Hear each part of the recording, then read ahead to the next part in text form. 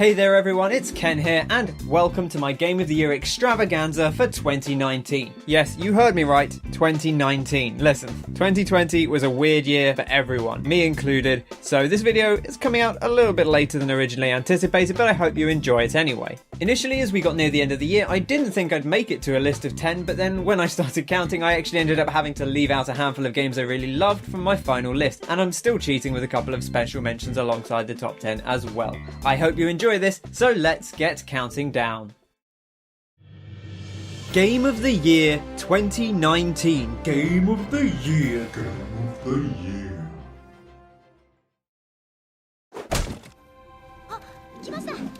Special mention, Monster Hunter World Iceborne.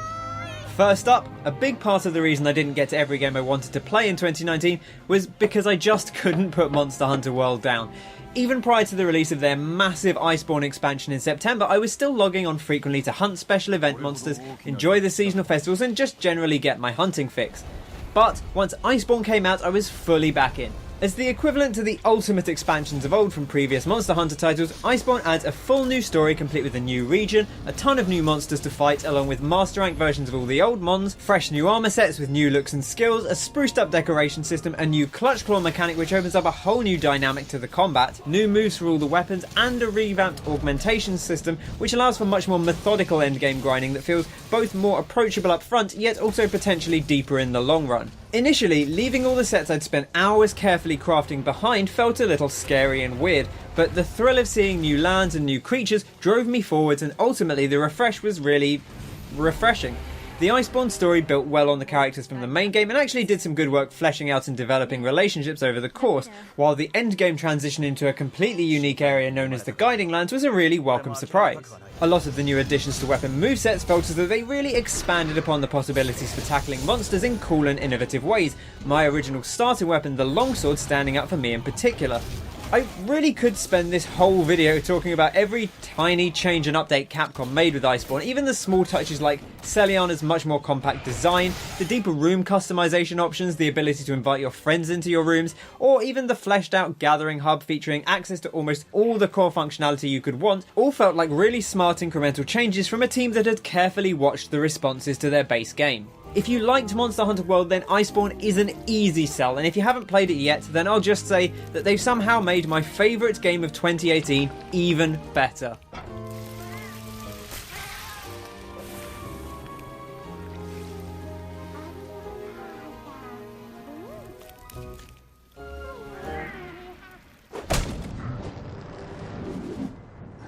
Special mention, Ring Fit Adventure. Alright, this one actually is genuinely a 2019 release from the ground up, and it was originally going to be in my top 10, but I didn't technically start playing it until New Year's Day 2020, so I decided to just throw it a mention instead. Also, this basically buys me another slot for my list, and at this point, who's going to stop me? Not you, that's for sure. I was expecting to enjoy my time with Ring Fit from what I'd already seen of it in action, but I'm honestly staggered by just how good it is. I cannot wait to play it every day. I'm having to actively stop myself from playing most days, even when I'm absolutely knackered from the workout.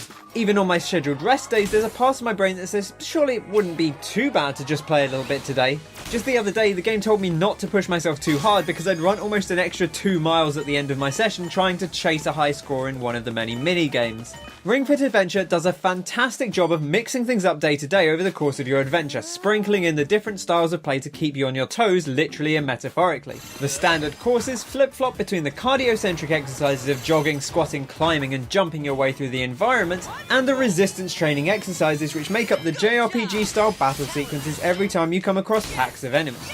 There are also mini-games that focus on one sustained exercise for a short intense burst, battle gyms which have you in longer combat sequences to push you on the resistance training side, fitness gyms which focus in on a single muscle group for an intense sustained workout of that area, and boss fights that pump up the challenge every so often with some real tests of your stamina.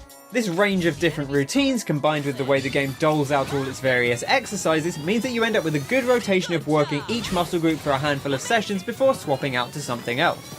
Some days will be more general workouts, while others will push you much harder on a specific muscle group, and it all feels very smartly designed to maintain a flow that keeps things feeling fresh and exciting each day without overworking any one area too much. Above all of that though, Ring Fit Adventure is good fun. The colours are bright, the soundtrack is pumping and bouncy, the characters and jokes are all very silly and over the top, and it always feels as though the game just wants you to keep having a good time. And for the many months I've been playing it now, I've been doing exactly that. Victory!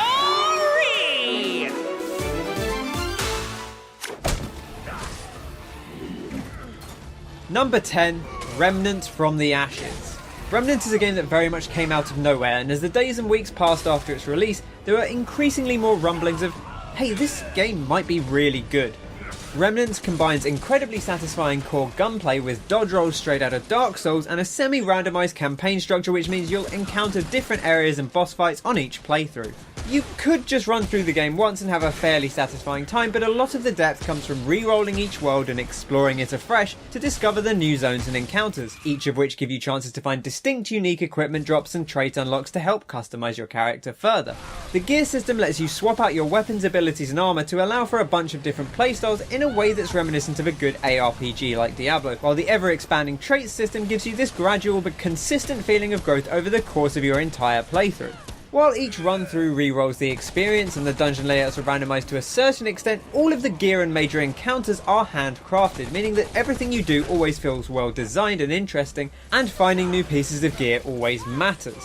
Discovering the many new ways to approach encounters ended up being a ton of fun. Boss fights, for example, reward different gear if you complete them in a specific fashion, which can be as simple as damaging one specific part of the enemy enough during the course of the fight, or as dramatic as betraying your own teammates at the behest of a local mob boss to earn yourself a special trait.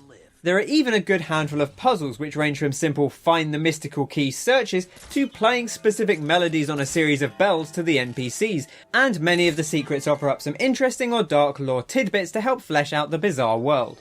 From the game's relatively simple beginnings in, stop me if you've heard this one before, a vault in an industrial post-apocalyptic cityscape overrun by nature, things take some pretty interesting turns, and there's actually a good range of unique looking environments and some narrative beats and asides that were actually very satisfying to uncover. Central to it all, however, is just how satisfying the core loop is. Out of the gate, I was almost exclusively favouring single-shot weapons, but as I branched out more and more, I found myself having just as much fun with almost all of the tools available to me, from flamethrower SMGs and ricocheting revolvers to beam rifles, vibrating shields and Tommy guns. And I'll probably never tire of smashing up every single piece of furniture in sight with a growling hammer in search of a couple more pieces of scrap and some bandages.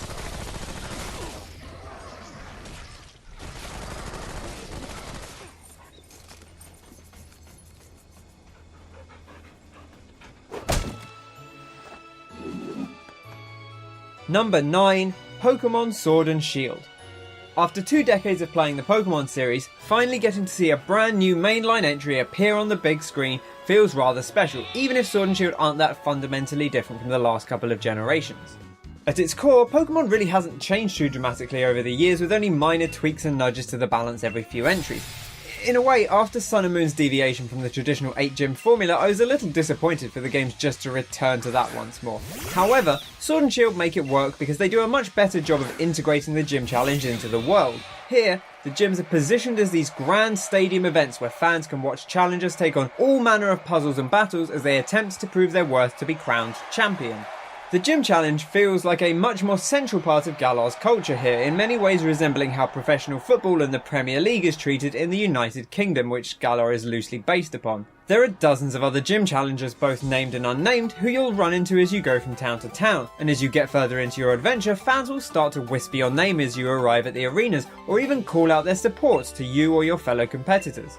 The showdowns against the gym leaders themselves, all of whom are fantastically designed and very charismatic as ever, put you in front of a roaring crowd, complete with this anthemic battle theme which builds to a pumping climax as you and your opponent deploy this generation's ultimate technique, the stadium-filling Dynamax moves, which allows you to supercharge one of your Pokémon for 3 turns. The resulting experience is fantastically atmospheric, and it's compelling enough that it managed to pull me through what is otherwise a relatively quiet story.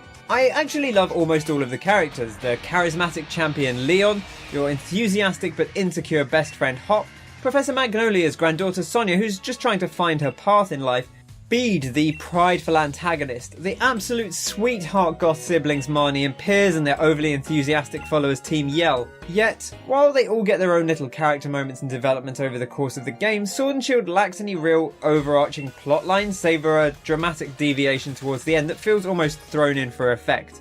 Nevertheless, despite the underwhelming narrative and developer Game Freak's decision to finally rip the bandage off and not include every single previously existing Pokemon in the game from the outset, I still had a ton of fun with Sword and Shield.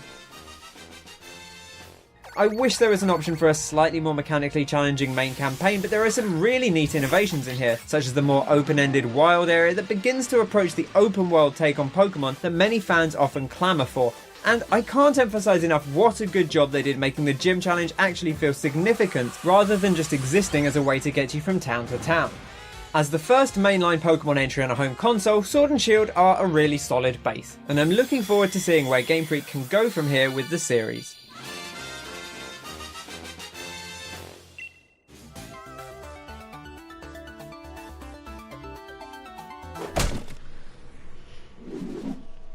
Number 8. Resident Evil 2.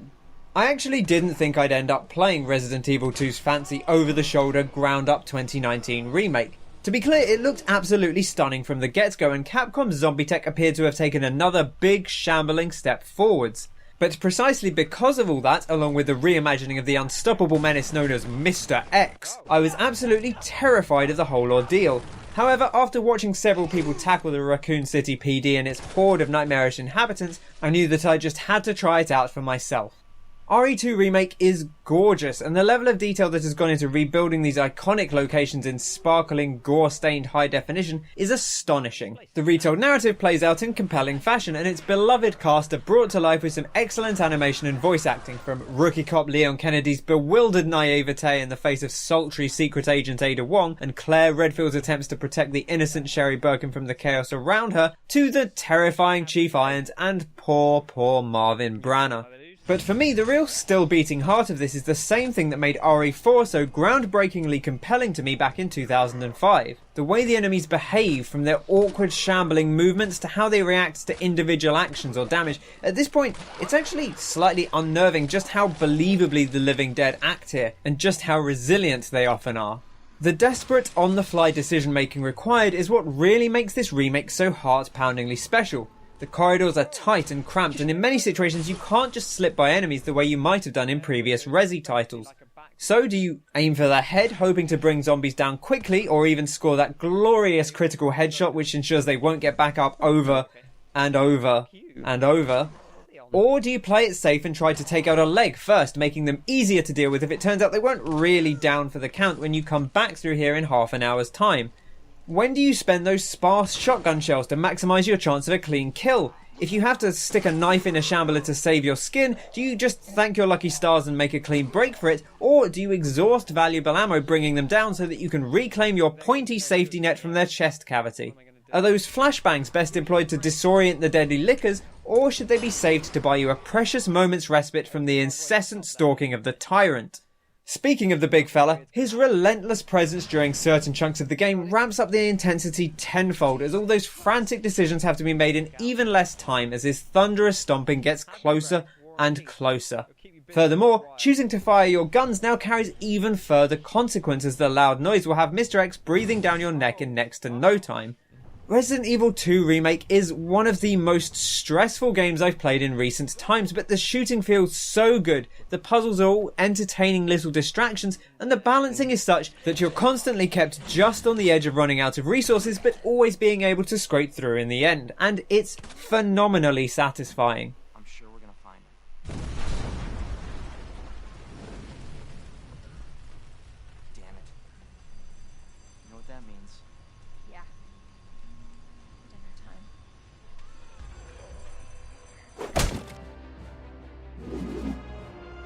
Number 7. Slay the Spire. I haven't played nearly as much Slay the Spire as I would have liked to, and yet it absolutely warrants a place on my list. I suspect it could be even higher had I spent more time with it, but it's testament to Slay the Spire's design how quickly I was able to feel confident in my play. It took less than a single run through to feel as though I had a good grasp on the mechanics and I was able to confidently make decisions. There's so many different cards and trinkets that can show up over the course of climbing the spire, but the way you build up your deck means it feels easy to make on-the-spot decisions about the value or detriment of an addition in much the same way that you might in roguelikes such as Binding of Isaac. Of course, the more runs you do and the more you learn about what could possibly be out there and what synergies tend to most reliably lead to success, the better positioned you'll be. But even going in almost completely sight unseen early on, it felt like I had a good grasp over what decisions would work well for me. In part, this is helped by Slay the Spire's excellent UI and wording, which does a good job of clearly demonstrating what effects certain cards will have, so that the player is rarely caught off guard by something behaving in a manner unlike they were expecting it to. The 3 characters who are available at launch all have a dramatically different feel to them, meaning that while the fundamentals of spending energy to play cards each turn are similar across the board, your brain has to operate on very different wavelengths for each approach. The Ironclad keeps things relatively simple, relying on the fundamentals of big damage attacks and strong blocks to conquer their foes, and heals slightly after each turn to complement that fighty playstyle. It's a good way to learn the game's fundamentals and is perhaps the closest analogue to traditional card battling, although they still have a few cunning tricks up their sleeve. The Silent offers a more tactical approach, utilising additional card draw and looking to protect herself from damage initially while either building up an energy or card advantage which allows her momentum to deal huge bursts of damage in one go by cycling through or generating cards with a lower reduced energy cost, or gradually stacking poison onto enemies, a devastating tactic which causes them to lose increasingly large chunks of health at the start of every turn. Even more dramatically different than that is the Defect, whose cards generate orbs above their head which generate this passive effect each turn, or they can be individually detonated one after another for more powerful effects. Importantly, these orbs must be used in the order they're initially generated, which makes the Defect much more reliant on careful long-term planning to balance the potency of evoking your orbs with the more sustained effect they can have if left in the active slots. All of this doesn't just mean that each character has one playstyle by any means. Crucial to a run of Slay the Spire is working out what approach you want to build towards based on the early cards and trinkets that are put in front of you. Key to this is that unlike in other card games, your deck is not filled with single-use cards that you draw once and then play. Here you draw a fresh hand every turn, discarding any unused cards into the same pile as those you have played when your turn is over.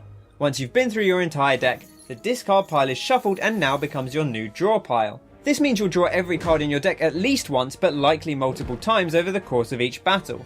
As a result, this is less a game about building to a finisher card that immediately kills your opponent the way you may think about many other card games. Instead, you might build a deck around a card like the Ironclad's Rampage, which gets stronger every time you use it within that combat encounter.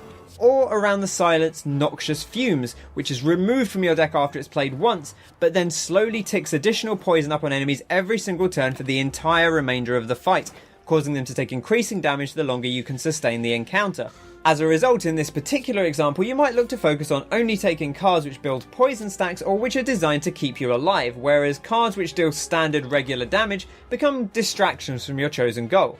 Of course, this philosophy applies to pretty much any deck you start to build towards. Because you are often rotating multiple times through your deck in each encounter, any cards which don't fit into your build will only continue to clog up your ability to execute on your strategy, so there's plenty of value in simply avoiding taking cards or relics which don't fit your plan. However, it also pays to be flexible, and a particularly potent drop early into one run could cause you to weigh up the costs of dramatically shifting course from your initial plans.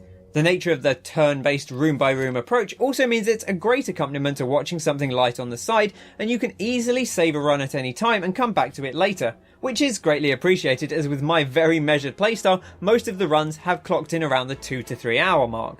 At this point, if you haven't completely switched off listening to me waffling on about the mechanics, then I'd highly encourage you to take a look at Slay the Spire. I'm definitely intending to delve much deeper into it. I only have a handful of runs and a few wins under my belt so far, and I've only barely touched the 4th character who was added in a post-release update. But this is among the most immediately captivated I've ever been by both a roguelike and a card battling game, and if I had more free time and less of an insatiable need to hunt monsters, then I would almost certainly have ploughed dozens more hours into this.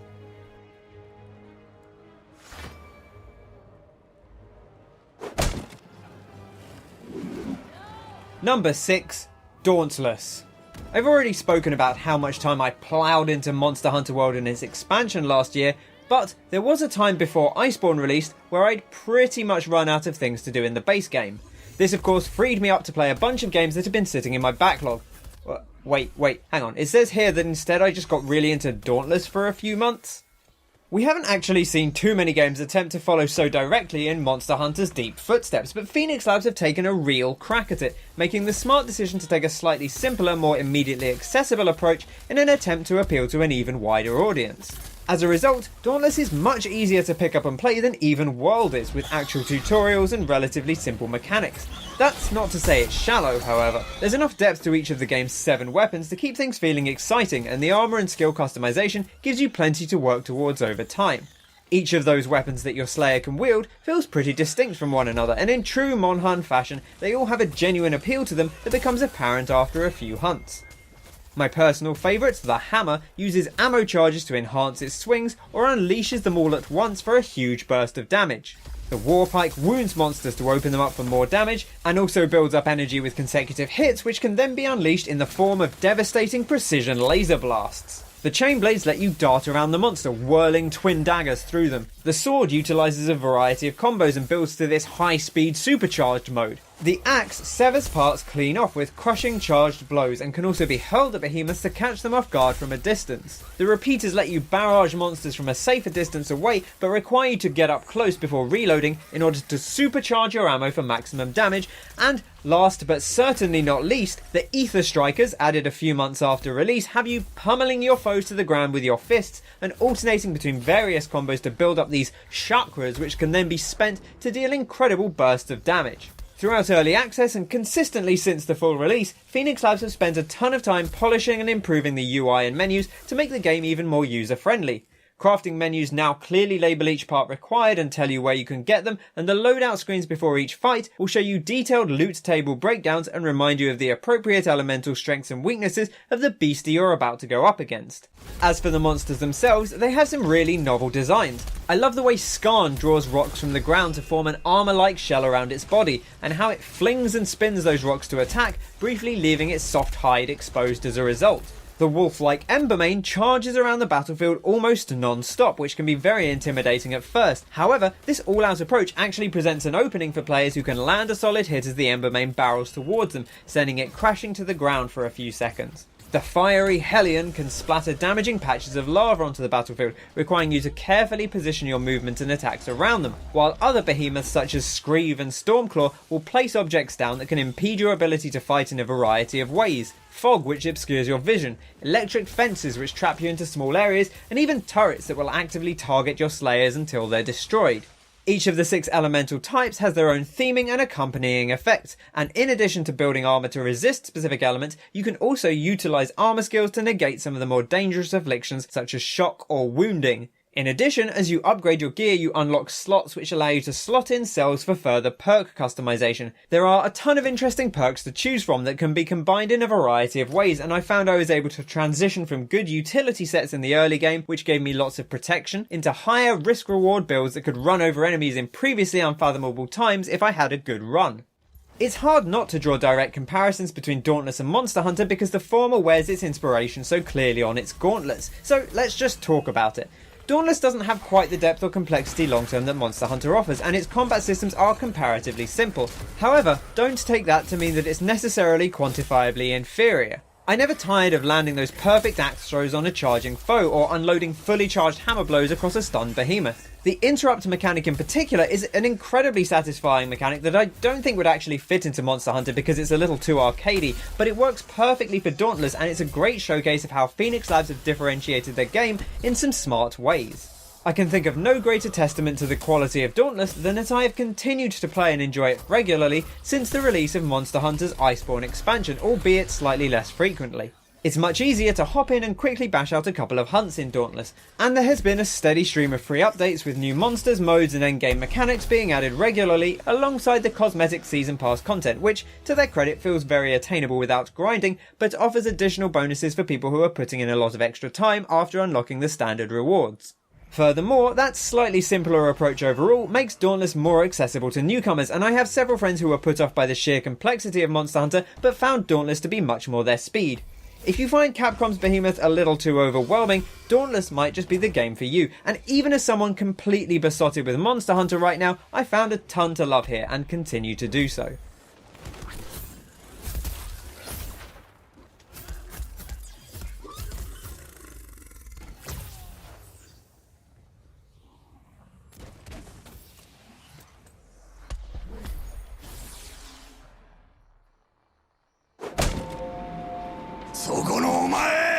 Number 5. Judgement. Once again, here's a game I have not yet finished, and once again, a game that could well be even higher up my list if I had. Ryuga Studio took the familiar Kamurocho setting, the long-running home of their Yakuza series, and set aside all of that series' beloved characters to tell a brand new detective tale about a disgraced lawyer turned private investigator with a staggering penchant for incredibly athletic, high-flying street brawling. Without any real character ties to Yakuza, I wondered whether Judgement might take a while to establish itself, but its cast are instantly extremely likeable and the narrative got its hooks into me almost immediately. Really, that should come as no surprise given RGG Studios' track record, but it's refreshing to be reminded how strong their world building and writing teams are in the run up to Yakuza 7's fresh start. Judgment's protagonist Yagami makes for a refreshing change of pace from Yakuza lead Kiryu. Yagami might also share that hard-headed resilience, but he feels a lot more street smart, and that, combined with his background in the legal system, gives him the opportunity to outsmart a lot of his foes as often as he outmuscles them. This approach also translates into the muscling side of things. Yagami is less of an unstoppable tank than Kiryu, although they again share that never-say-die attitude that keeps them getting back up from every knockdown. But whereas Kiryu's fighting style revolves around his brute strength, Yagami is a smaller built and much more technical fighter who uses momentum, precision strikes and even leaping off nearby walls and obstacles to gain an edge over his opponent. It's a little closer to the style of Yakuza 4 and 5's joint protagonist Akiyama, but it still feels distinct in a very fun way. Fulfilling that muscular brawn over brains character void left by Kiryu here then is Yagami's best bud and partner in crime, Masaharu Kaito. A man so instantly lovable that within 5 minutes of meeting him I knew that if anything happened to him I would beat up everyone else in Kamurocho and then myself. With his chin-strap beard, his eyebrow slit, his taste for incredibly bold floral silk shirts, his wry smiles and his balls-to-the-wall approach to every situation, Kaito gets the job done in style and wins hearts and minds along the way, and he is a fantastic counterpart to the more systematic methods employed by Yagami. The rest of the cast turns in stellar performances as well, from the sneering, menacing Yakuza Captain Hamuro, who lies at the centre of much of Judgment's mystery, to the dishevelled informant Koppayabe, Yagami's old boss Genda and his former co-workers Saori, Hoshino and Shintani, the competing lawyers and rivals to Yagami Mafuyo Fuji and Keigo Izumida, Higashi, the frenetic former subordinate of Kaito, and the bold beyond his years Barker Yosuke Saotome and his eternally troubled sister Tsukino, to name but a few.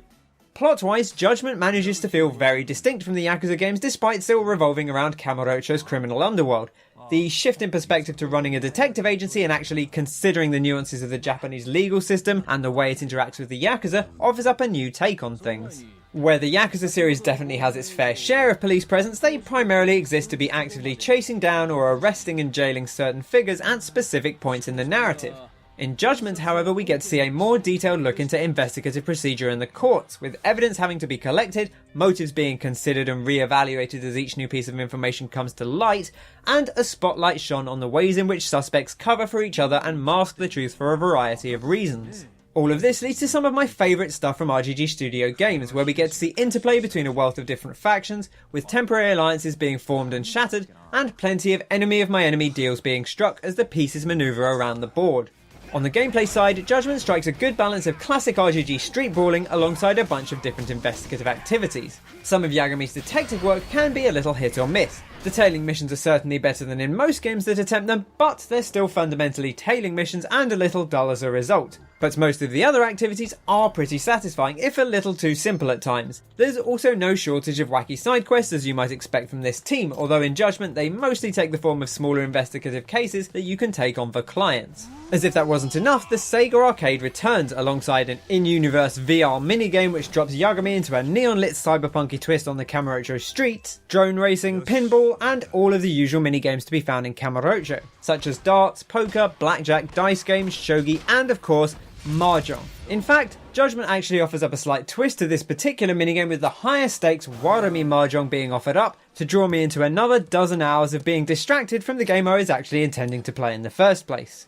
As I mentioned up top, I still have a pretty solid chunk of Judgement ahead of me, so it's tough to place it on this list, but the cast is immediately and deeply endearing, the central plot is packed full of intrigue and tension, and the gameplay is a refreshing twist on the tried and true Yakuza formula, so I feel pretty comfortable placing it as high up as I have, and it's an easy recommendation to anyone who already loves RGG Studios' other works. Furthermore, the complete breakaway from the Yakuza canon makes it a much easier sell to those of you who aren't already invested in that series, and that recommendation is only made easier by the excellent English voice dub, which makes Judgement even more approachable to people who might otherwise be put off by a need to read subtitles. So, whether you're a Yakuza diehard or a complete newcomer to the streets of Kamurocho, Judgement is definitely well worth investigating.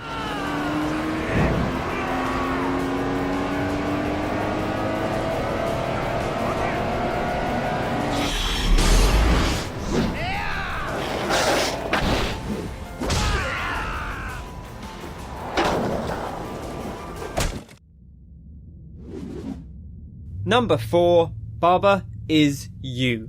Baba Is You is a game which is infinitely easier to demonstrate visually than it is to explain in words, which is coincidental given that its gameplay revolves almost entirely around manipulating the on-screen presence of certain words.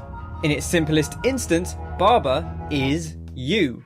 Baba being this cloudy sheep-like figure that you can move about the screen. At the outset of the game, we also see that flag is win. So taking Baba to the flag means that you win.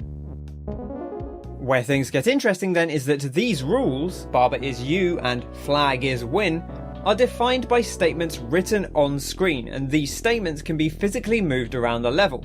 Breaking apart a sentence means that that rule no longer applies, while forming a new one will apply a different rule to the world. These rules can be as simple as rock is push, which then allows rocks to be pushed around the level, or even lava is push, which does much the same but with the hot stuff. Likewise, it's fairly common that wall is stop, which means you can't move past the walls on the level. But breaking that rule apart lets you pass through these walls as though they were just flat stickers on the ground. From there, however, things can get increasingly complex with statements such as water is sink and text has Baba. In this case, meaning that pushing any text into water will cause it to be destroyed because the water is sink, and then it will spawn another Baba in its place because the text has Baba. This new Baba, of course, also being you. Even if other Babas already exist, multiple Babas can all be you. At least presuming that Baba is still you and you haven't altered things along the way such that Kiki is you or flag is you or even wall is you instead. I actually don't want to show off too much more of Baba is you because I'm very aware that every single puzzle I show off and each interaction I demonstrate spoils another wonderful moment of discovery or realization, and it's those moments that truly make Baba is you what it is. So instead, I'll simply say that what it is one of the most fascinating, head-scratching and compelling puzzle games I've ever played. Few games manage to keep me sitting in near silence for the best part of an hour, just staring at the same screen and trying to fathom even an initial approach. Many levels give you a bunch of obvious initial routes to attempt, but others have left me completely blank for long stretches, thinking, I can't even fathom what I could be doing here, let alone what I should be doing here. And yet, that spark has always come eventually, whether it was just from random prodding and poking or from a sudden spurt of inspiration as I begin to wonder and test how a certain word combination might behave. Baba Is You is probably a game that only holds much appeal to someone with a very analytical brain and a real love for logic puzzles or programming, and I suspect that within just a few moments of seeing it in action, you'll either be completely enraptured the way I was, or immediately want nothing more to do with it. One thing is for certain though, Baba Is You is an astonishing feat of programming and design, and it's one of the most gloriously satisfying puzzle experiences I've ever encountered.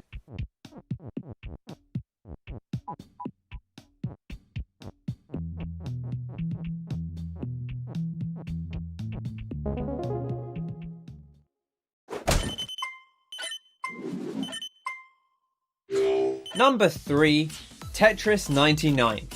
I genuinely cannot believe the moxie of the people at Nintendo who approved this one. Ever since the popularity explosion of the Battle Royale genre, people have been making jokes about 100 this drop onto an island, 100 that drop into a facility, 100 Tetraminos drop into a well. And then they actually went and did it. The absolute audacity to not only bring Tetris Battle Royale to life, to not only make it actually work, but for it to feel genuinely quite incredible to play. I'm actually in awe of the achievement. The fundamentals of Tetris 99 are pretty comparable to standard modern competitive Tetris. You build and clear lines of Tetraminos as normal, with each successful clear sending troublesome garbage lines to your opponent's board. Pulling off bigger clears and consecutive line clear combos sends additional garbage, while clearing lines with T-spins gets you even more bang for your buck. Once a piece sets in place above the top line of your well, you are eliminated. Of course, with 98 other players in play, it would be impossible for garbage to be distributed from each player's clears amongst every other player's wells. Instead, you can switch on the fly between several different auto-targeting options, as well as manually choosing to target a specific player if you're feeling extra spicy. You can send garbage to a randomly chosen player each time, you can target the player who is closest to being eliminated, you can target the player who has racked up the most badges, more on that in a second, or you can send your garbage to any and all players who are currently targeting you. Successfully being the last person to send garbage to another player before they're eliminated nets you a KO, and at certain KO thresholds you are awarded badges, which then increase the amount of garbage you send per line clear, essentially rewarding you for more aggressive play by increasing your potency in the late game. While keeping quiet and playing very slow and safe may see you consistently surviving into the final few, eventually you'll have to deal with players who've built up numerous badges and can thus likely overwhelm you with their higher value clears. However, taking the opposite approach and playing aggressively will of course draw the attention of other players who might look to knock you out and steal all of your hard-earned badges. This can, however, work in your favour. If multiple players are all trying to knock you out at once, you also receive a temporary additional bonus to the value of all your line clears, which, combined with the ability to simultaneously target every single player who is attacking you, can allow an experienced Tetris veteran to turn the tables on multiple would-be assassins at once and knock them all out of contention, earning even more badges in the process. The pacing and the risk-reward of Tetris 99 means that it's quite reasonable for even fairly novice players to get a decent amount of game time in, but that the pace really ramps up as things build to a climax and the final showdowns can be these incredibly tense back and forths between two powered-up players. Thankfully, as the game has progressed and players have become increasingly more adept at nuances of the Battle Royale format, developers Arica introduced a faster-paced Invictus mode open only to players who have already claimed the top spot Tetris Maximus in a regular game, which has helped to keep the regular mode's pool of players at a slightly more manageable level. Arica has also done a fantastic job of supporting the game over time. The decision to go free to play out the gate with optional paid DLC for single player modes has meant that the player base was strong from the start, which is obviously an important precondition for a Battle Royale game to thrive. In addition to that, there have been regular weekend events where you can earn special themes for playing enough games, which include a variety of skins from numerous popular Nintendo franchises and a whole bunch of additional musical remixes to go with them. My personal favourites have been the Splatoon, Kirby and Legend of Zelda skins, but there's something out there for everyone's tastes. Within a few games of Tetris 99, I already knew it was going to be a serious contender for my Game of the Year list, and it's one of 3 games that were all pushing for the top spot when things came down to it. I feel pretty confident saying that my opinion on it was already that high long before I managed to take a win home, but that didn't make my first Tetris Maximus any less special. In fact, it was a wonderful moment because I had switched the game on accidentally while going to play something else, and I only stuck with it because I was visiting my parents at the time and wanted to show the game off to my Tetris-loving mum who happened to be walking by. Somehow, the power of performing in front of a loving parent who encouragingly told me that it wasn't very nice of them when several people simultaneously tried to knock me out at one point was the push I needed to go beyond my previous Tetris power level and claim that first victory. I've managed to eke out a small handful of additional wins since then, and each has been just as exhilarating as the last, and honestly, even just getting into the top 10 and especially making it into that top 5 is just such an incredible feeling. It's so frenetic, it's so high tension, and I absolutely adore it. But perhaps the greater sign of Tetris 99's impact was it managed to do what even Tetris Effect last year did not, and that's push me into learning how to properly build quickly and efficiently for certain setups, as well as how to utilise tucks, spins, and other more advanced Tetris tech. Ask me anything about those all clear openings, 4-wide setups, and DT cannons. Somehow, I finally ended up in the deep end of the Tetris pool after all these years, and it's all thanks to just how fun and satisfying every single round of Tetris 99 is. Alright, one more round, big wins, let's do this.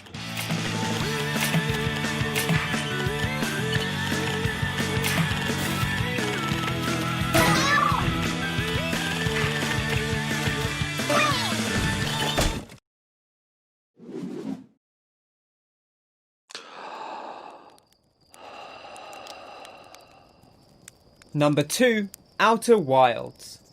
Outer Wilds is one of those truly special, once-in-a-generation experiences. It's a game that will stick with me for a long time in many different ways. Its visual spectacle, its mind-bending reveals, its phenomenally intricate world design, its bright sparks of joy and discovery, and its nightmarish terrors of the deep, and above all else, the pragmatic outlook and other associated themes that run through its core. It's a little difficult to discuss Outer Wilds without talking about it in specifics, which makes this part especially difficult because it is at heart a game about discovery, where every single thing you uncover, from beautiful rock formations to the nature of individual planetary ecosystems to the startling reveals about the events that have been playing out in the past, feels genuinely magical. To talk about almost anything in Outer Wilds is to lessen that sense of discovery bit by bit, and so while I'll try to keep any real specifics to a minimum here, I would highly encourage you to just skip past this entry and go play it for yourself first if the idea of flying around a solar system and uncovering a mystery through environmental and contextual puzzles sounds at all appealing to you. Seriously, I can't emphasise that one enough. I wasn't sure about it myself, but I heard enough different people from different backgrounds who all spoke to this game's wonder and told anyone who had listened to go in knowing as little as possible that I endeavoured to do the same myself, and I'm glad that I did. Having emphasised that as much as I possibly can, I would love to talk in at least a little detail about some of the overarching themes and moments that cemented Outer Wilds as an all-time classic in my mind. So, while knowing that this will spoil a couple of those early moments and initial plot reveals, I hope that if you're on the fence so far, that you'll indulge me. The first big card Outer Wilds plays is the reveal of its central plot device come gameplay mechanic, which comes after a relatively gentle introduction in which you are shown some of the core features of its world. These gravity stones which pull you to the surface that they're on. These mysterious quantum rocks which appear to change location when no one is looking. The tiny yet terrifying baby anglerfish which is a portent of the horrors to come. The silent but deadly invisible gas clouds known as ghost matter which can only be seen using photographs from your scouter. And, perhaps most significantly, the translatable wall scrawlings of an ancient race known as the Nomai, who we are told lived many years ago and left behind the ruins of a small civilization along with the black hole powered warp technology which has been utilised in some small parts by our race, the Harthians. After this introduction and a brief foray into zero-G spacewalking, which was already intimidating enough to me even within the safe confines of a training facility, you are sent on your way to explore the solar system, your only real guidance being your signal scope, which can track the signals of other Harthian explorers, as well as finding distress signals and fluctuations caused by quantum objects. So here we are. I take off for the first time in my ramshackle little shuttle and not too long afterwards reach the Atoll Rock, a moon that orbits the Harthians' home planet of Timber Hearth. Here's where I discover my first point of intrigue, the signal of Feldspar, a missing Harthian explorer, seemingly coming from somewhere on Timber Hearth itself. As I ponder this discovery, I notice that an ominous musical theme has been building gently in the background before coming to a sudden and climactic end. An eerie silence hangs in the air, or the distinct lack thereof I suppose, the distant sound of my fellow explorers playing a jaunty tune over the signal scope, my only companion. Then, it happens.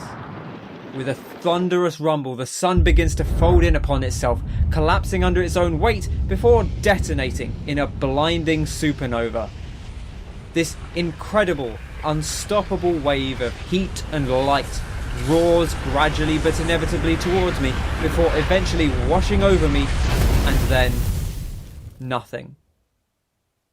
Unless the face of a mysterious statue before me, glowing symbols rushing past my vision, the journey I had taken playing before my very eyes in reverse like the rewinding of a tape. And with that, a gasp, and I awaken at the campfire as though none of the past half an hour had occurred. And thus truly begins Outer Wilds, a Groundhog Day loop of 22 minutes, your novice explorer desperately searching the solar system for answers to why the sun is exploding, over and over and over again.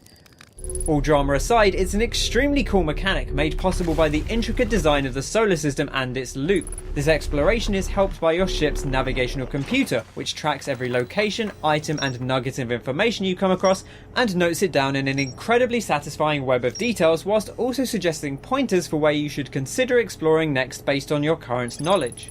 People often refer to the idea of clockwork worlds in games, these designs that are wound up and then play out in their preset fashion over and over again, and nowhere has that concept been better executed than in Outer Wilds. The 7 years of development from Alex Beecham's initial master's thesis project to what the final game became under the Mobius digital name really shows, as each planet you visit has a completely unique design and all of them are simulated at once in real time on every loop. To spoil too many of them would, again, be to ruin the joy of discovery that Outer Wilds so heavily trades in. So instead, I'll speak to just two that really stuck out to me, and again, slight spoiler warnings here. It took me a while walking around the surface of the first full planet I visited, Bristol Hollow, to realise what gave this rocky blue locale its name. The occasional discharges from its small volcanic moon were certainly something to behold, but then I happened upon a sheer cliff, or rather an entire missing chunk of the surface, which allowed me to peer down below into the very core of the planet where space itself appeared to be distorting before my eyes. It didn't take too much longer to clock that this planet was formed around a black hole. But even with that knowledge, I was unprepared for further chunks of the planet dramatically to begin cracking off and plunging into the depths of the black hole. As my curiosity got the better of me, I knew that sooner or later I would get too bold and end up following in their path. But I'll leave the results of that particular sequence of events to your imagination and perhaps to your own experiences in the future. Likewise, one of the more immediately intimidating locations on the map was the terrifyingly named Giant's Deep. An early conversation had let me know that this was primarily a water planet, which is immediately concerning to me as someone who finds open water to be especially intimidating, even more so than space as it turns out. I was hoping to make a gentle approach and dip my toe in the water, so to speak, but upon my arrival I soon realised that the planet was impossible to see into from the outside, and it required me to plunge my ship blindly headfirst into its atmosphere in order to explore it. I don't know what I expected on the other side, but breaking through into the sight that lay before me was an incredible moment. And once again, this is a game packed from tip to toe with similarly jaw-dropping reveals, both visual and thematic. The stellar sound design only serves to further enhance these experiences. Most of your time in Outer Wilds is very restrained in its use of sound, letting you explore the vastness of space in relative peace. The gasping intake of breath as you first wake up gives way to the whistling of insects and the gentle crackle of a nearby fireplace, where you can pause to quietly toast marshmallows as you contemplate the universe.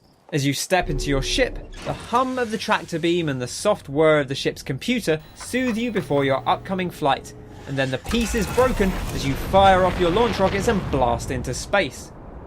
Occasionally, moments of travel between planets or your arrival at significant story locations will be signified by a musical accompaniment, but often your exploration takes place with just the natural sounds of space and those who inhabit it, which range from the calm trickle of rivers to the bone-chilling terror induced by... well, I'll let you find that one out for yourself. Perhaps most striking of all is when you have to navigate a zero-gravity environment in open space with only the sounds of your breathing apparatus and the gentle hisses of your suit's navigational boosters to accompany you. While music is used sparingly, however, it's truly at the heart of Outer Wilds. You track down your fellow explorers by their individual musical performances, which rather satisfyingly synchronise up should the planets align correctly. Additionally, the aforementioned end-of-loop music is an incredible touch, building both emotional weight as the track builds to its climax and an increased sense of urgency as you rush to finish off your current exploration before the reset arrives. I'm wary of giving any details even remotely approaching the game's ending, but I will say that its use of the soundtrack as your journey nears its finale is masterful, and it affected me on a deep level that few games managed quite as well as this. Lastly, but in my mind importantly, one thing that's easily overlooked is just how integral the movement mechanics are to making exploration feel simultaneously so exciting and so perilous. Flying your ship around is tight enough to remain relatively arcadey and manageable, yet you always feel like you're just on the edge of control, and the conservation of momentum in space means that by the time you've realised your miscalculation, it becomes almost too late to alter course, leading to a desperate attempt to salvage things in the least damaging way possible. Gliding around in your spacesuit has a similar feel, yet the weight and power dynamics are distinct enough to feel like a fundamentally different experience. Having to manage the various gravitational strengths of the different planets and the other space detritus you visit requires this constant on-the-fly adaptation. As I became increasingly more comfortable with the physics, I began to zip around more recklessly and push the limits, and it felt incredible.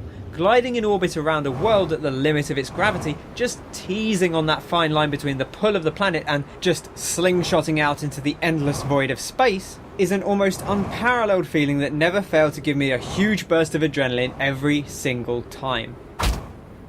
I'm hoping that these few examples of its craft have given the more reluctant of you a little taste for what Outer Wilds has to offer, because for as much as this game was astonishingly hyped up by so many people, it absolutely delivered for me. I'd love to talk about its narrative and the perfectly written turns that the No Mai Tale takes, or its powerful, emotionally resonant final act that wraps things up beautifully and will stick with me for a very long time to come, both in the specifics of its execution and in the themes it explores. But I cannot bring myself to do so in a general Game of the Year list. If you do want to discuss those finer details with me online, however, know that I will always be more than happy to do so. In the meantime, please, please play Outer Wilds. It deserves to be seen.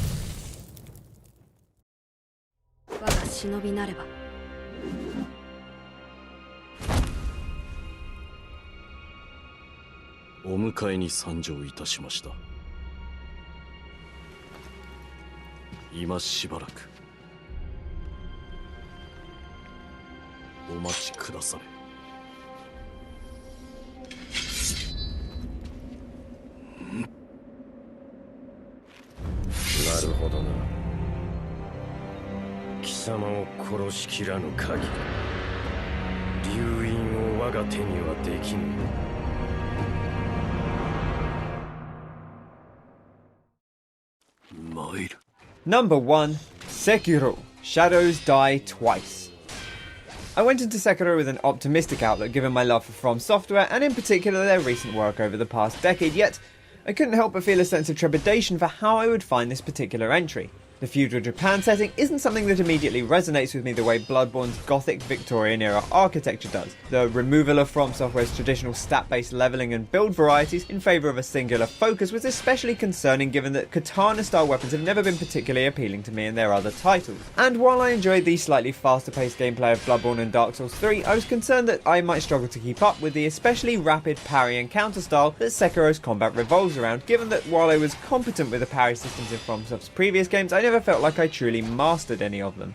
Despite all my concerns, I decided to put my faith in Hidetaka Miyazaki's team, who had rarely steered me too far wrong, and that trust was paid off with one of the most deeply satisfying and rewarding gameplay experiences I've ever had the pleasure to experience. Everything that From Software chipped away from their traditional RPGs was in service of that singular focus, and it allowed them to really hone their chosen style to the very brink of perfection. While Sekiro might not have the long-term depth and varied replayability of other FromSoft titles, it is hands down the best first playthrough experience that team has ever created, featuring some wonderfully memorable locations, set pieces and encounters along its winding tale of loyalty, desperation, morality and immortality amongst the burning cinders of a Sengoku-era clan desperately clinging to their last hopes for independence from the encroaching Japanese Interior Ministry.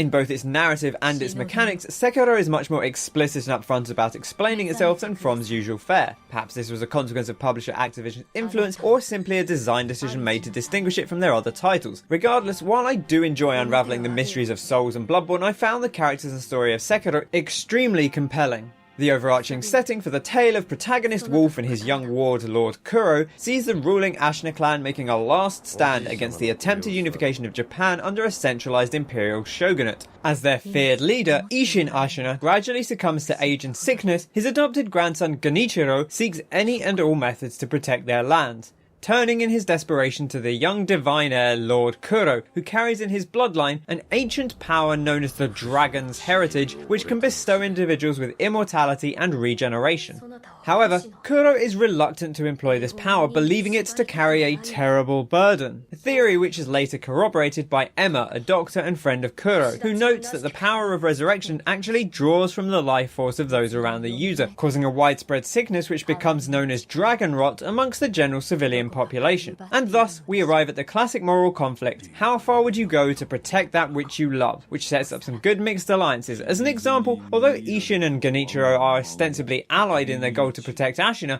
Isshin would not have Kuro utilise the Dragon's Heritage against his will, and thus does not stand in direct opposition to Wolf, our player character and the man protecting Kuro from Genichiro, Wolf having been granted the power of resurrection by Kuro in a desperate attempt to save his loyal protector's life, and who Isshin refers to as the eponymous Sekiro, which roughly translates to one-armed wolf, a nod to Wolf's missing arm, which has been replaced with a rather snazzy mechanical upgrade that equips him with a variety of shinobi tools, including a grappling hook, spring-loaded shuriken, a flame vent, and many more unlocked over the course of the adventure. All of which brings us to the real shining jewel of Sekiro, the gameplay. As a shinobi, Wolf employs a blend of stealth, agility, and lightning-fast sword skills to get the job done. The job in question being carving his way through dozens of assorted soldiers, generals, beasts, and other bizarre creatures who would stand between him and his goals. The combination of the grappling hook and stealth mechanics allows for much more open level designs than traditional From environments, with a ton of verticality that can be used to navigate around enemies, escape from hairy situations, or deliver instant fatalities to unsuspecting foes. These fatal strikes, or death blows in the game's parlance, are the core of Sekiro's combat system. Gone is the traditional stamina meter that governed actions in other From titles. Instead, both you and your opponents have a posture gauge which fills up as you block hits or take damage. When it fills completely, you are staggered for a brief moment, which in Wolf's case leaves him open to severe damage, but for his foes means that Wolf can finish them off with a single death blow. Death blows aren't only restricted to posture-broken enemies, however. Getting close enough to any enemy who is unaware of Wolf's current location will open them up for an instant kill, making smart use of stealth an incredibly effective tool to clear out the most dangerous enemies in an area safely. Once open combat starts, the focus is very much on the one-on-one dance between Wolf and his opponent. While you can take out enemies by simply hitting them enough to deplete their health, all but the most basic of foot soldiers are very competent at blocking your attacks. Instead then, the primary goal is to generally fill their posture meter and break their guard with a mixture of attacks and deflects. Blocking an enemy's incoming strike with good timing will deflect it, which causes significant posture damage to them, and as such is the most effective way to bring down your foes. However, this build up on their posture meter will drain quickly if the opponent is left alone for a few seconds. So combat becomes this rapid back and forth of alternately deflecting their counterattacks and keeping up constant pressure on them with strikes of your own. This frantic, tense clashing of weapons is what makes Sekiro so compelling, as there's a real physicality to the combat and you really get this sense of momentum swinging back and forth. When you have an enemy on the back foot, it really feels like they're under pressure and as though you're forcing them into mistakes. Crucially, this system isn't just for the regular enemies, it also applies to the dozens of mini-bosses dotted around Ashina, as well as the full-fledged big bads, and the feeling of mastering an enemy's moveset and turning the tables on them is unmatched by almost any other game I've played. One of my favourite examples of this, which happens relatively early on, is fighting Yamauchi, one of the 7 Ashina spears. One of the earliest moves Wolf can learn is the fantastically stylish Mikiri counter, a move used to deal with otherwise unblockable thrust attacks. To execute this, you must keep a cool head, and in true anime fashion, you dash directly forward into the thrust as it comes out, at which point Wolf dramatically steps on his opponent's blade and presses it into the ground, dealing heavy posture damage. It's both phenomenally satisfying and incredibly effective. Performing the Mikiri on most enemies simply interrupts their attack, often immediately opening them up for a death blow. However, in Yamauchi's case, when you crunch his spear into the dirt, he responds by angrily throwing you off and going for a wild overhead swing. It's an uncharacteristically impulsive move compared to his otherwise measured fighting style, and when you deflect this high-risk blow, you can almost feel his realization that he's made a mistake as he stumbles forward out of control. It's a real triumph of gameplay systems and animation coming together, and that's just one move for one single mini-boss. Sekiro is absolutely packed with moments like this, moments where you just know that you have an enemy's number. As I mentioned earlier, I was definitely a little concerned that the necessity of deflecting attacks would be too much for me to handle as someone who's only really gotten a good handle on the parry system in the original Dark Souls, but none of From's other titles. Thankfully, the deflects in Sekiro are a little more generous in some really smart ways. Not only does the faster pace of most combats make it a little easier to just react on the fly instead of trying to nail a precise timing, but also because the deflect is simply a well-timed block rather than a separate action on a distinct button press, being slightly off on the timing simply means you end up blocking the attack rather than taking a hit, so it's much less of a high risk maneuver than Souls parries traditionally are. Crucially, however, the deflect doesn't give you an instant opening the way a parry does in traditional Souls. Deflecting a hit deals major posture damage to the enemy, but it doesn't interrupt their combo. So instead you're tasked with deflecting multiple hits in a row like Daigo Umehara batting away Justin Wong's Chun-Li kicks in the iconic Evo Moment 37. The resulting action almost feels like a rhythm game, where most From enemies simply boil down to dodging through an attack or holding up your shield. Here you are learning the specific dun dun dun dun dun dun dun patterns of each of your opponent's moves, and it only serves to make you feel even more like an unstoppable badass when you successfully deflect half a dozen strikes in quick succession. Furthermore, while you can go down very quickly in Sekiro, especially to some of the tougher foes, the resurrection mechanic means you're encouraged to take more risks because one big mistake doesn't mean the end of your run. This ends up being an incredibly smart complement to the combat, because without it, trying to learn those enemy patterns would become quite frustrating if a single misstep could necessitate a restart. Each of these mechanics comes together to build a combat system that feels perhaps more like it encourages and rewards mastery more than any other I've encountered in games. And it's supremely satisfying to go from being absolutely dominated by a boss in the opening attempt, feeling like you're being almost instantly overwhelmed by their speed and aggression, to finally learning their tricks and running over them in a minute flat, knocking away everything they throw at you with expert precision and pushing them back into a corner with your own strikes in between. I've always adored the feeling of mastering an encounter in From Software games, that gradual progression as you learn how to appropriately react to each of the enemy's moves and where you can safely counterattack them. However, there's always been a little something I didn't even really realise was missing until Sekiro showed me, and that's the feeling of genuinely overcoming and beating an enemy rather than simply outlasting it. In Souls and even in Bloodborne, mastering a boss fight means dodging or blocking their attacks and then just plinking away at them until their health bar is arbitrarily empty, at which point they fall over defeated. Perhaps you can stagger them or get a critical attack off here and there, but it always feels as though you're just surviving until you've emptied out their meter. When you defeat a boss in Sekiro, it feels like you're better than them, that you've shifted the momentum of battle in your favour, that they're struggling to land a blow while you pick them apart and wear them down before opening them up for that finishing strike. Enemies will actually adapt or cut short their combos sometimes when you deflect them, and as you start to push them back, it almost conveys that fear in their heart that I spoke about with Yamauchi of the Ashina Spears, that sense that they know they're outmatched. It's an incredible feeling. The battles aren't limited to human opponents either. Some of its most striking encounters come against more animalistic and monstrous foes. While you can still block or deflect many of their attacks, they'll often send you crashing back when you do, while the larger creatures tend to have a deeper pool of unblockable grabs and swipes that must be appropriately evaded. What stands out most, however, is just how well the team captures the more animalistic movements, such as the barreling charges of the blazing bull and the lumbering gait of the guardian ape, just to give a couple of examples. This results in fights which feel very dramatically distinct from the rest of the game, where I ended up relying more on the added mobility afforded by Wolf's endless stamina pool to outmaneuver these intimidating beasts.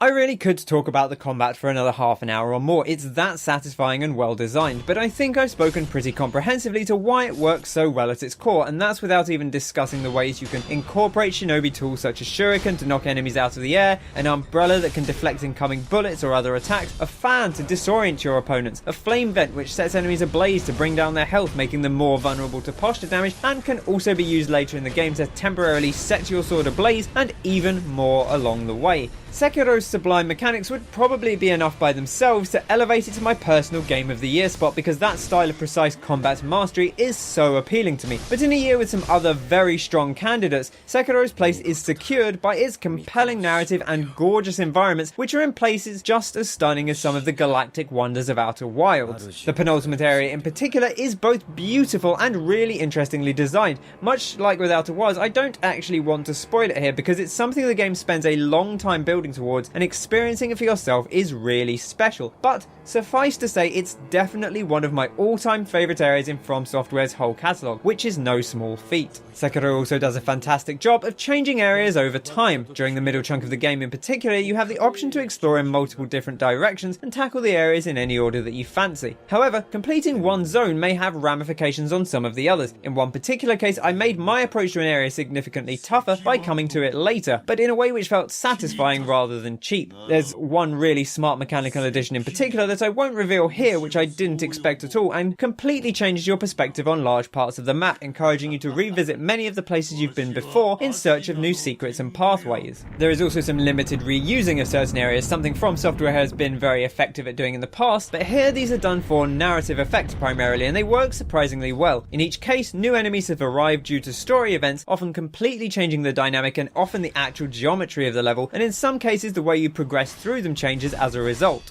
None of these revisits feel like padding so much, but rather dramatic narrative moments where a space you had once become comfortable with suddenly becomes unfamiliar and intimidating all over again, which is actually rather startling in a way games rarely achieve. This feeling of an environment you know your way around, suddenly having this palpable sense of danger and the unknown around every corner once more. Complementing that range of environments and moods is Yuka Kitamura's wonderful soundtrack, which as you might expect draws heavy inspiration from classical Japanese orchestration. While the Sengoku era setting doesn't lend itself to the traditional bombast and rousing fanfares of Kitamura's previous work with From, there's plenty of variety on offer here, from gentle, peaceful melodies that calm your spirit to rumbling, sweeping climaxes as you shape up across from major foes,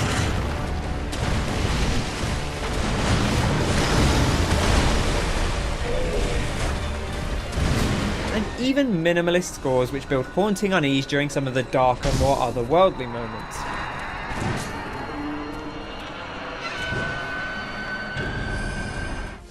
Talking about her inspirations for the soundtrack, Kitamura spoke to the Sengoku era as a horrible, mud-streaked, blood-soaked battlefield, and said she looked to weave that sense of despair and violence in contrast with the beauty of traditional ancient Japanese culture and the religious influences of Buddhism on the music of the time. Sekiro's soundtrack is driven primarily by its percussion, led by the booming sound of taiko drums beating out these rousing rhythms. The cellos and violins of the string section build out a large part of the core sound, ranging from unsettling screeches and scratches through to grand soundscapes alongside dramatic horn accompaniment.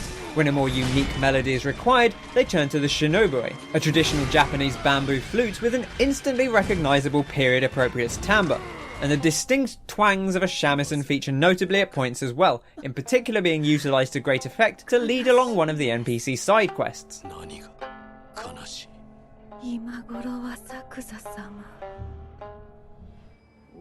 As many great games often do, Sekiro inspires me to want to talk about it forever. The delicate nuances of combat, the intense back and forth between you and the more significant foes who stand in your way, those very sexy hitboxes that see you evading swipes with a slight lowering of Wolf's body for the start of an animation, the absolutely jaw-dropping vistas and some of the increasingly bizarre folk who inhabit them, both friendly and otherwise, that absolutely stellar soundtrack that perfectly rounds out the period setting and the tone of encounters with its thundering drums and wailing string orchestration, and the possibilities of many of its deeper lore nuggets or the ramifications of its multiple potential ending paths.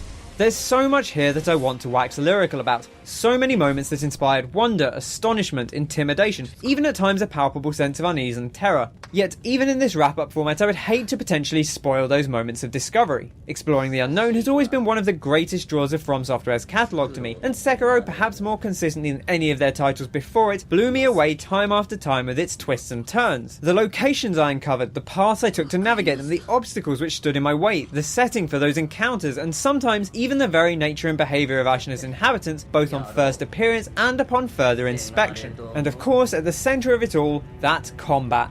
There's so much variety on offer here, and I loved it all. Sneaking my way through an encampment and carefully picking off stragglers one by one, making myself scarce before their companions realised what had happened.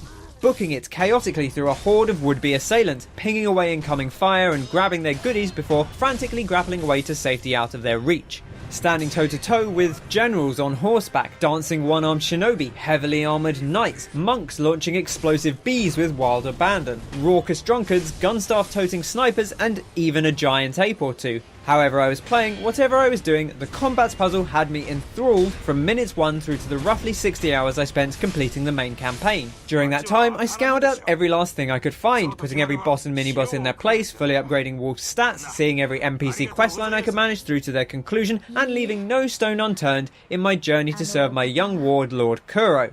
I ended up playing through the game almost 3 more times in the New Game Plus cycle, which does a fantastic job of ever just so slightly pushing you that bit more than last time without feeling like you've suddenly hit a cliff. I sought out every one of the potential endings, explored the alternate paths I could lead the game's various NPCs down, tried out each of the unlockable combat arts and explored their possibilities in battle, upgraded all of Wolf's shinobi tools to their full potential, and only felt myself coming to a stop once I had exhausted just about everything I could find to do. For all of those concerned about a potential lack of depth due to the singular focus and the removal of build and weapon variety, I certainly didn't find Sekiro lacking. Indeed, for a first playthrough, it's comfortably the most densely packed and satisfying of all of From's games for my money. The real emphasis on mastery of your enemies and the environment, something which has always been one of my favourite things about replaying From Software games, becomes even more apparent here upon subsequent playthroughs, and it's astonishing how quickly you can fly through areas and encounters even as a relatively casual player once you've learned their particular ins and outs.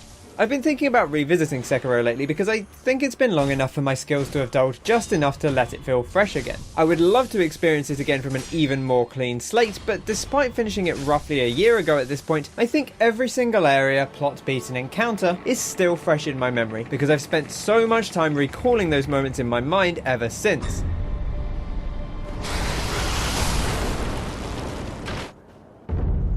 And yet every few weeks I begin to feel the urge to go back to Ashina, to fly across those rooftops once more, to bond over sake with Emma and the Sculptor, to face off against Genichiro again, to help Aniyama, Kotaro, Jinzaimon, Harunaga, Inosuke and Black Hat Badger with their desperate endeavours, to share sweet rice balls with Kuro and ponder what the true nature of the dragon's heritage could mean for those who might wield it. そうであろう、そうであろう。 I came into Sekiro unsure what I might make of it. I left having fallen in love with what might, at a push, be my favourite of From Software's games. It's probably too close to say for sure, but that Hidetaka Miyazaki's team pulled it off again in such spectacular fashion with a setting and style I was ostensibly far more hesitant about speaks to their incredible consistency. Sekiro feels like a genuine evolution of their style, something which pushes the action genre forward in new directions, which branches out in its own ways and feels notably distinct from the Soulsborne mould that has become so popular, yet still hits a lot of the same notes that made me love those titles. Its characters and the journey I took with them will stick with me for a long time, and as such, even going up against some generationally defining challenges for the title this year, Sekiro Shadows Die Twice was undoubtedly my favourite game of 2019.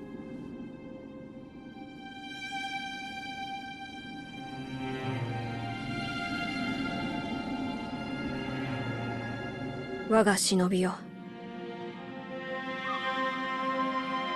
主従の約定に従い命を落とし我に仕えよ。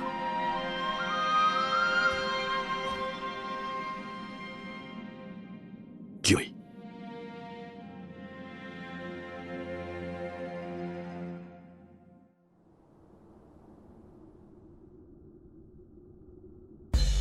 And that's all we have time for.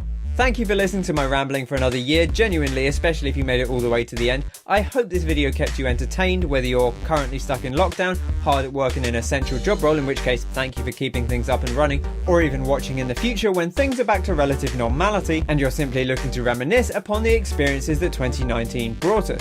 I had a ton of fun with games in 2019, and that did continue into 2020 as well, but 2019 I think was a really special year filled with some incredibly memorable games for me. I'm really looking forward to seeing what 2021 has in store for video games, especially following the release of the new console hardware as developers start to get more and more familiar with it. I'd love to hear what your favourite games of 2019 or indeed 2020 were, so be sure to drop a comment down below if you think I missed anything particularly special that you think I should catch up on. If you enjoyed this video, then a like would be greatly appreciated, of course, and be sure to subscribe to the channel if you want to keep up with my future videos. Alternatively, check out my Twitter at KenY2Ken for other updates and nonsense, and head over to twitch.tv/Y2Ken to watch me play games live from time to time. Take care, thanks for watching, and I'll catch you on the next one. Cheers!